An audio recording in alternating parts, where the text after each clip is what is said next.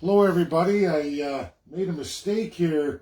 I didn't put a title on my Facebook. I was scrambling with this. I had issues with my email today. I don't know if it's because of the weather, but this absolutely should be in the title, and I didn't do that. I'm going to have to go back after. This is all about Rachel Notley. Her claims yesterday, she did a live. Thank Mark Riley for that, but she went on to go into coal and then get right into the green agenda with hydrogen, solar, wind, goes on. And we're going to go through all that in great detail. I had a tremendous morning. I actually had to add to this presentation. Maybe that's why it didn't upload properly. But this morning I had a great talk with a fellow from Oil Price, and he's the editor. So we'll get into this. It's all about Rachel Notley tells thousands of Albertans about coal, about hydrogen, solar, and wind. Renewables, how we're going to change into this green new economy. Like the title, and hydrogen, where she's going with that it just isn't matched. None of it's true. I feel bad that Albertans are listening to this, Canadians in general, but we're going to go through that today. So it started this morning because I got ahead of myself, was actually with Tom Cool, and he's the editor for Oil Price. He's out of London. We've been exchanging emails now for probably a year. I've had trouble with some of his writers. They've given me a little bit of a hard time, saying maybe I'm stealing some of their material when I use their pictures, their published pictures, and then I give all of you my spin take. So we've had a little bit of fights, but Tom Cool likes me nonetheless. We've talked, and now I get all this email data, and when I put out for what I'm doing with Rachel today, very first thing this morning, which was late last night, London time, he sends me all this stuff. And I'm going to go through that with you before we get into the presentation on renewables, because this is where oil is and is going right now. And I'm going to give you all the data, not just Tom Cool's data, even though he is the editor of oilprice.com. It's they're the real deal. Everybody uses them globally. So he writes, "Dear Dave, greetings from London. Today's newsletter, and take this critical figures for your data and your presentation today." And he goes down, it shows WTI, huge price increase since Monday, and of course the Brent at $61 a barrel, WTI at right now $58.37, and we have about a almost $14 differential here for Alberta in WSI and or Western Canadian Select, yeah. And Canadian oil, same thing. That's historical. Goes on, I know none of you can see it, but it goes into a lot of different nations' oil pricing. We're going to get into more of that. But I want to show you some serious figures here from the United States. See what, and this is continuation of what Tom Cool sends me this morning. So there is 2017, 2018, 2019. Then we watch the crash of U.S. rigs. Well, guess what, everybody? As of January 6th, which we see is under Joe Biden, look what's happened to the rig count right here, guys. Look at that. 200 to 400. Snap of a finger, just like that. Do you really believe, this is the real data. No one's making this up. This comes right from Tom Cool, whose profession is to absolutely report oil news worldwide. He has a whole team devoted to this. Many economists, many analysts. It's crazy. This is real. So that's right now. As of February 6th, those prices went. Big announcements from Kuwait. I'm not going to get into it. Here is the European Union's graph and chart of where Joe Biden is going. And here we go, Donald Trump all the way up. Then we see it stop, it start to crash, and then it's picked up right here in February, and there's Joe Biden going along in performance. And this is where Joe Biden plans to go in relation to oil prices over the next 26 years, everybody. absolutely U.S. data. If it's low, they're going to go down this direction. But guess what? OPEC, that absolutely runs oil, he's getting into this. He shows the movements by ExxonMobil, Baker Hughes, all the big companies. And of this analysis for USA, two of those major giants are right here in Alberta. So this is what's happening. Just started this week. I touch on with this analysis when I say 6 million barrels a day window, 2021 to 2030 Alberta. So in the next 9 years, we have the ability at a normal performance preference, but not what's happening today. We have 6 million barrels of oil on the world market, according to world direction, world leaders, where they're going to get on it. That's what Alberta has to do. Now, does that mean we're going to get all 6 million barrels? No. But if we had Energy East and a northern gateway to two deep ports with the size of capacity tankers to meet the global demand, which we do not at present, we have nothing. Canada does not allow any of it. If we were able to do that, we could have a market access at a minimum of $60 a barrel, 6 million barrels. Think of the absolute revenue. You want to talk OPEC country? Alberta could be that OPEC country. Heck, at that data, you could be, Canada could be the new world OPEC country. We're going to get into more of this. So, clean fossil fuel spending, those big giants in the US and Canada are already investing. Already. It's already done deal. They're going, and they have a total in the next 9 years of $12 billion devoted to green utilization and technology, meaning carbon capture, all kinds of assisted energy, things that they can utilize. Just so everybody knows, the most green, renewable energy using nation in this world today, Germany. Germany by far, nobody can top them at 27%. They're maxed out, but we're going to get into that.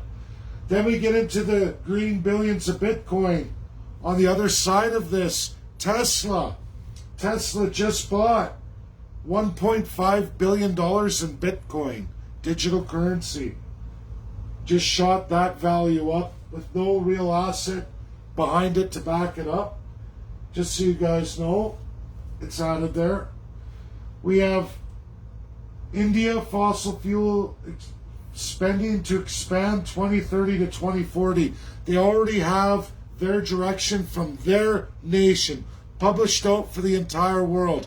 Apparently Alberta and Canada don't want to look at this data, but it's absolutely there, published by the government of India, and where they're going over the next 9 years, and then the 2030 to 2040.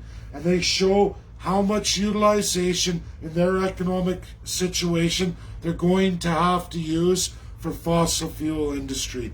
Absolutely no getting out of it. And they say they can't. They absolutely can't.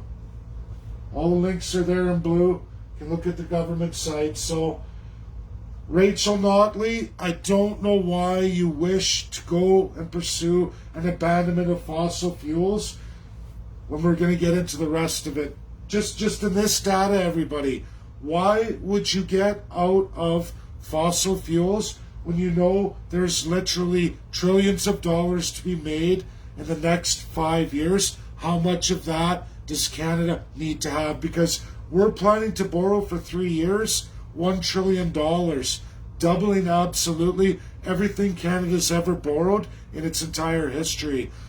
A lot of that is going to be borrowed against Alberta's mighty GDP, meaning a federal incursion of debt that goes with Alberta no matter what.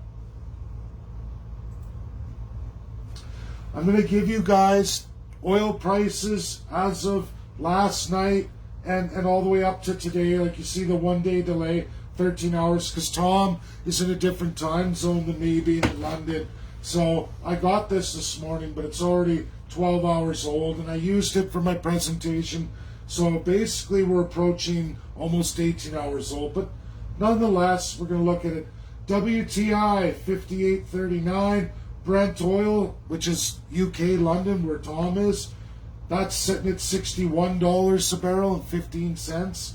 And why? Because they have Suez Max to navigate the canal. They have a deal with Norway. Norway's their major supplier. And then they process, and then they take Suez Max, and they go through that canal that we're not able to do because Canada believes that Suez Max isn't important. None of those markets would ever be important, even though going through that canal leads us directly to over 2 billion customers in this world that we have no access today. In fact, we only have 325 million customers. That's all we have, USA. That's it. But continuing on, you see Western Canadian Select. These are all the world prices that matter. And even if we looked at every oil-producing country, the lowest oil price in the entire absolute world for crude is Western Canadian Select and Canadian crude. So all the Alberta oil is the lowest in the entire world. I go on further to show you Iran heavy, and I also show you all Iran's deliveries throughout the world. So much for being a massive, massive sanctions. They're not getting, the lowest price they get for their heavy oil is $56.27 as of 18 hours ago. That's the lowest price they get throughout all of these. Look at this. Western Europe, Mediterranean, it goes on and on. There's even more, but I just didn't have room on the pages.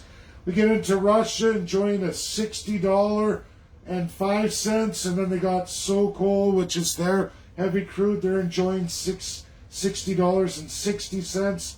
Everyone's bathing in money except for, of course, Alberta. We're making about $1 right now, above what we need, $1 on every barrel.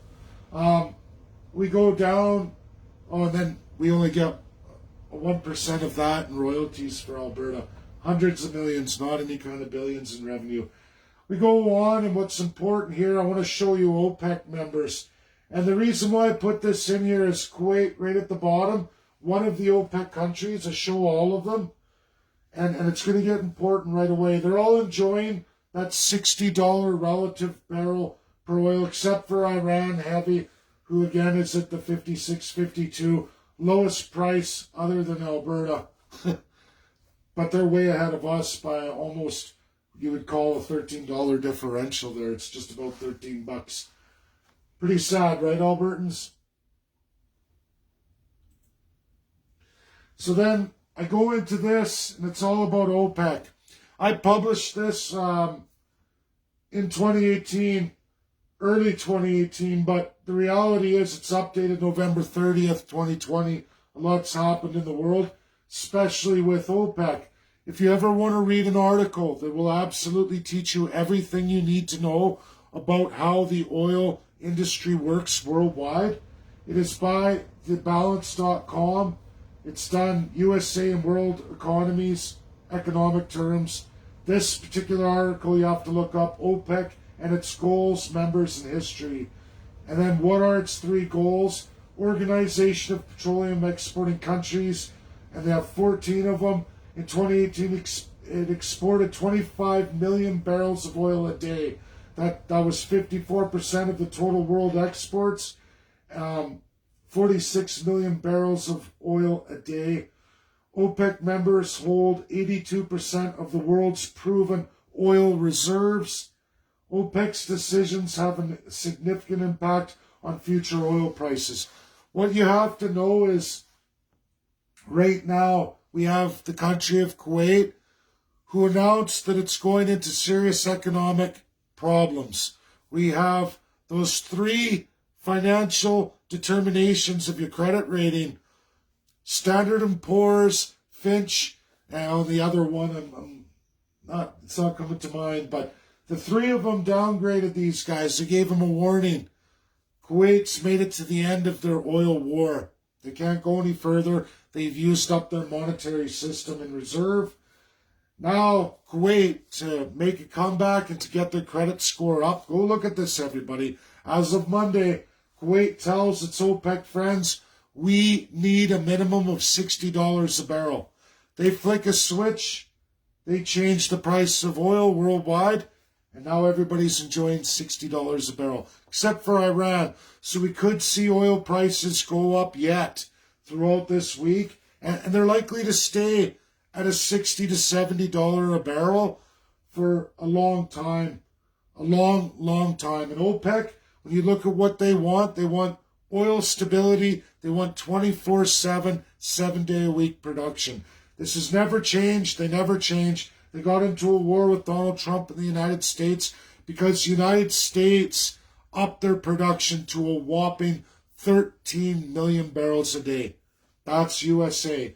They ignored the world producers and said, we're going to do this. They're USA. They're a powerful country. Saudi Arabia has now made a deal. It's going through with the Biden's administration. Same with Iran. That's coming. Whether the West wants to accept that or not, whether Canada wants to, whether Alberta wants to, this is going to happen. All the radical socialists and the green agenda, not going to happen. And I had to put this all first to you guys because this has all been written about in great detail. We've seen this war in history of oil through the 70s till now. We're almost approaching 60 years. This con job that's been put on the people has been done many, many times. The reality here is this. Alberta has a chance, or Canada. If we're going to stay in a country, we have a chance to be on the stage. But Eastern Manufacturing doesn't want us to explore any of this because the dollar would go up so tremendously in Canada. If we went after that 6 million barrels, if we built an East Coast, West Coast industry, imagine the Atlantic provinces getting a boom, building the many, many ships, military, transportation, the 2 million plus capacity tankers, the Suez Max, and the same thing on the West Coast because there's a whole other side entry port and access from the back side of going through. So both coasts could do this, and both coasts can target two halves of the world in a central. When you move the globe and you put Canada in the center and then you go out the two oceans, the world looks a lot different. But it's unfortunate we can't get this explained to the rest of Canada, or at least break the Ontario and the Quebec. So I wrote this. We have from now till 2050 to become a world supplier, which means going beyond USA. I'm not saying cut them off, but they can't be our only customer. We have to get world customers. That means being a world supplier. That was the two ports we're talking about, East and West, deep capacity tankers. That means Northern Gateway and going out to Energy East. They have to be done. A world shipper means we build big 2 million plus capacity tankers. Suez Max. That means leaving Aframax only for America. That's it. Mexico, Canada, that's it. Maybe transversing all the way through and around South America possibly. But still the reality is bigger capacity tankers, cut your differential, save your money. That's world shipper. And having the military might to back it up. That means sending those ships out there, having a real navy and real battleships and submarines going out on those routes, protecting those ships. That's what Canada has to become, a world shipper. And then world cleanest, exploring what we can do with carbon capture and other green technologies in the fossil fuel industry. The guess who is absolutely going with right now? Joe Biden, as of this week, already made a deal which was part of what Tom Cool said. They're already helping those major fossil fuel companies in the United States. They're already going to help them with monies. It's already happening. Part of the $2 trillion climate agenda, the new America Build Back Better. A Build Back Better by Joe Biden that has nothing to do with Justin Trudeau's narrative. Nothing at all. There are some radical Democrats, but they're getting left out of the cold. It was political pillow talk, we call it. Now I'm going to go on to Rachel Notley, right back to what she's claiming. This man right here, Evan Johnson, CTO of High Tech. He is from the same nation as Greta Thunberg, world's expert on hydrogen. And I quote, 80% of the population is left out of his technologies. Okay? That's the reality. He loves hydrogen. This is the master of hydrogen. Has great technologies for diesel injection during the process, electrification to take hydrogen out, expanding on the process of taking hydrogen out of water and then compressing it. Knows everything. Man is the expert on the hydrogen cell as opposed to hydrogen fuel cell. When we're talking batteries versus cell, all kinds of hybrids. This guy is the master. Unfortunately, it's all about getting it to where it's reasonable for the world. A market for the entire world. Is there a market for the entire world? President Joe Biden within 10 years. Now this is the New York Times, ABC News. Why green hydrogen is renewable energy source to watch in 2021. The price tag and energy needed will will be worth it, expert says. But then they said, what is Green New Deal? Democrat Senator. Unfortunately, they don't have the president on this. And then here's Biden's new $2 trillion climate plan. They're going with, Cortez, and then they're going with Ed Markey there. Unfortunately, those radical Democrats are not in. Biden announces in the New York Times $2 trillion climate plan. This is before the election. This is current right now as President Biden. These are the most critical investment, Biden says. The most they're going to look at is at Toyota and the diesel alternatives on the commercial side. They know they can't get to the average car manufacturer. They know they can't. He's going with big oil. You see that line I just showed you out of London? That's what he's putting in his $2 trillion climate plan to keep that steady. They've already tripled the rig count on Monday. Drilling rigs. Tripled it. Now we're going to look at the nation, Rachel Notley. Germany, renewable nation on earth, 27%.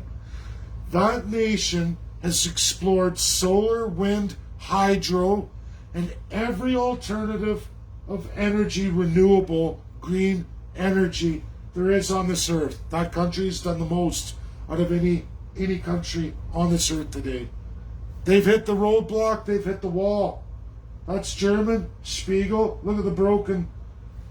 They put all this money, they invested it, they've maxed it out. They can't keep up with it.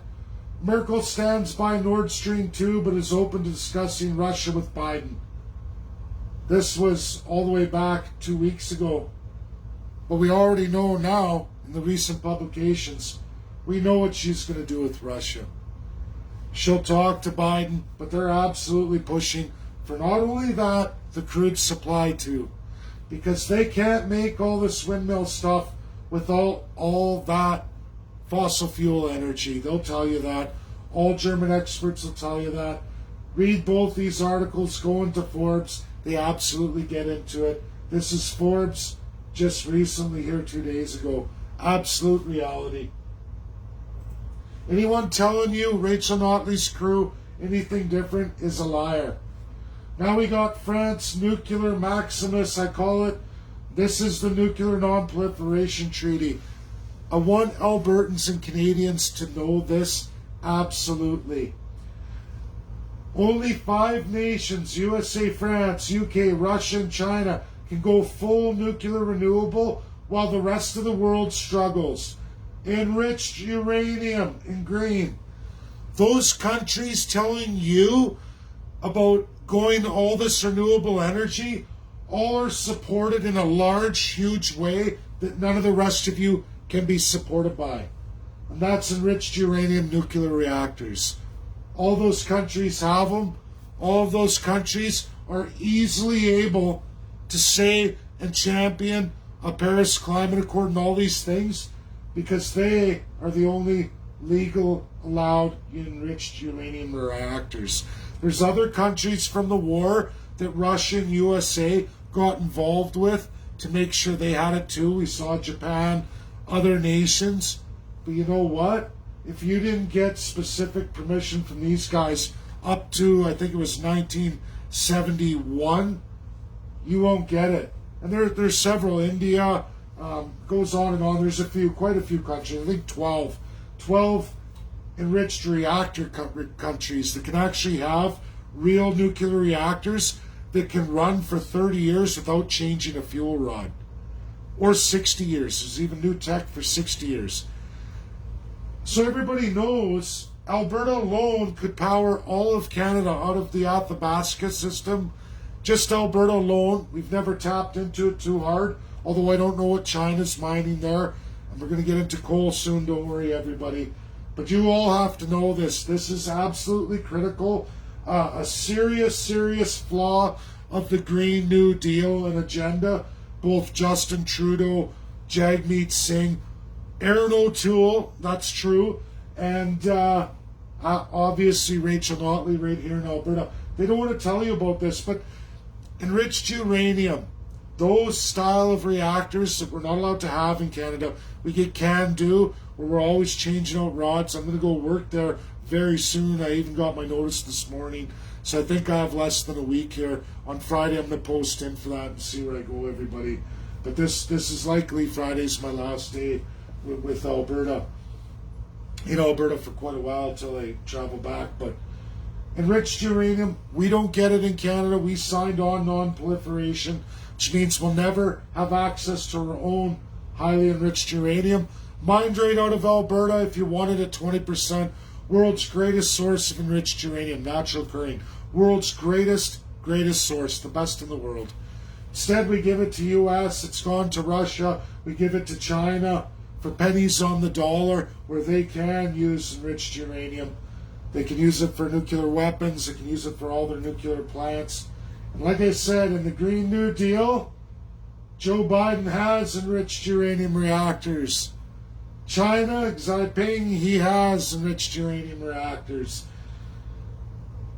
Putin, he has enriched uranium reactors. Macron from France absolutely has enriched uranium reactors. In fact, that's how France does their Green New Deal. That's how they do it.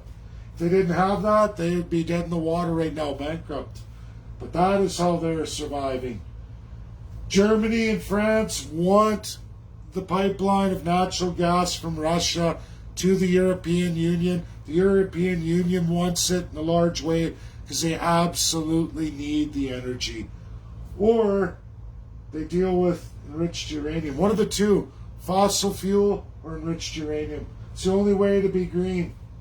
And that's another way of tapping the electrolysis system to harvest hydrogen. You want to do hydrogen? Guess who's only able to do it? Again, viably and economically, those 5 countries. They're the only ones. Well, Japan, India could look at it too, but the reality is those are the nations. None of us are entitled to it. None of us can have it, even though, like I said, Alberta could do the whole country. The reality is Saskatchewan, under enriched uranium, could power the entire world limitlessly. But they came out with the same program that we're going to get into coal here real shortly. Thanks for being patient, everybody. It's out of order. This is supposed to be at the end of my presentation, just the Canadian Constitutional logo. Now we're going to get into more. And I'm a resourceful man. I get everything nobody else seems to get, or they don't want to. The government definitely doesn't want to. Yesterday in my presentation, Myth-Busting Jason Kenney, I get into the Constitution. Alberta doesn't have one. We have acts. Coal, the truth untold, no Alberta Constitution, because we don't have one. We have these acts. Acts of Parliament. Social Credit Party, out of the grace of their heart, put a pile of acts in. But unfortunately, all that changed between 1971 and 76 We got the Clean Air Act. We got the Clean Water Act, the Coal Conservation Act, Coal Mine Safety Act, Forestry Act of 71, Forestry and Prairie Protection Act, the Freehold Mineral Taxation Act, Land Surface Conservation Reclamation Act, Mines and Mineral Act, Public Highways Act. Then I got a check mark there because I had to go through it. The Public Lands Act, Surface Rights Act. What you don't have in all this stuff, everybody, are Crown land.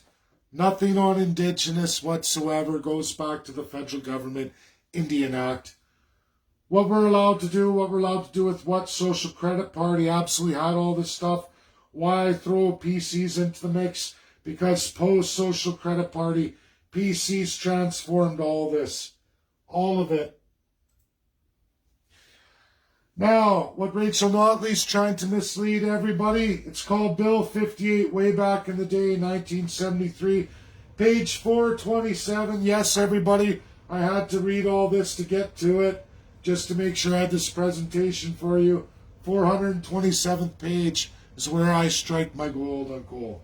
Her Majesty, by the advice and consent, I'm not going to get too into detail with, goes into all the explanations. It's all about coal. Coal Conservation Act, October 30th, 1973, ascended by Her Majesty, which was Justin Trudeau's dad, Pierre Elliott Trudeau, through Governor General. It is not the Queen of England.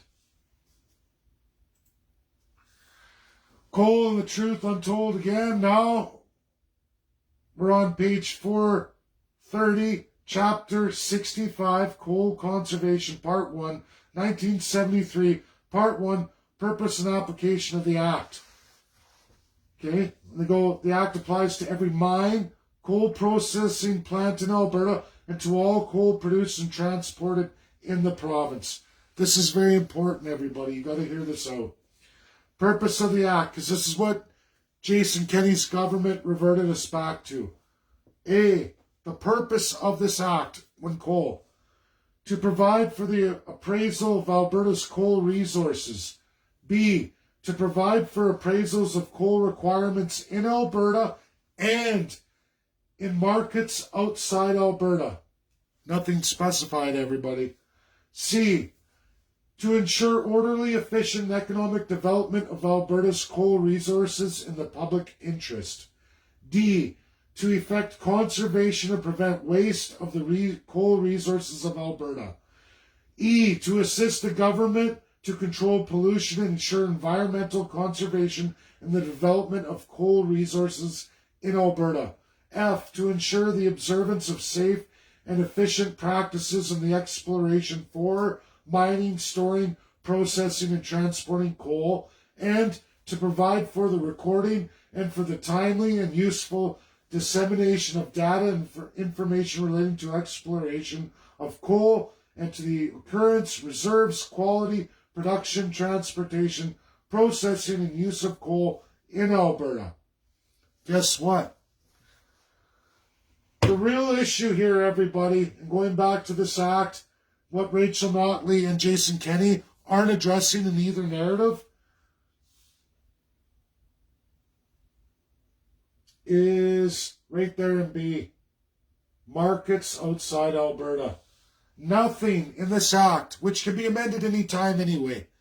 No government ever holds anything ever into iron. Nothing. Every government you get will tear all this up, meaning we don't have a constitution to stop politicians. They're going back to a time where basically all the rules apply to Alberta on anything Alberta wants to use its coal for. Massive acts, all 12, 13 of them apply. However, any market outside Alberta, it's only the mining and the basic conservation related to coal in this. And limited through air, limited through land. But all those foreign companies and foreign countries can do whatever it takes to harvest those, send it on the world, and use it for any purpose. And it's Alberta that pays the carbon tax in this new green new world we're going into. Why would you do that? Why would you give foreign countries ways around and out of carbon but yet you're going to apply it on all of Alberta and all of Alberta companies, but yet all the foreigners get to extract in other markets, not in Alberta. So as long as they're not processing or selling the coal here, they take the resource, take it, ship it out of country to their country or region or territory, harvest it, do whatever they want with it, process it, and they get to do that. But Albertans don't. They don't. You can't. So you can mine it, but you can't take it anywhere. Well, what good is that? Can't even process it, use it for energy and nothing else, but every foreign interest does. Rachel Notley doesn't tell you that.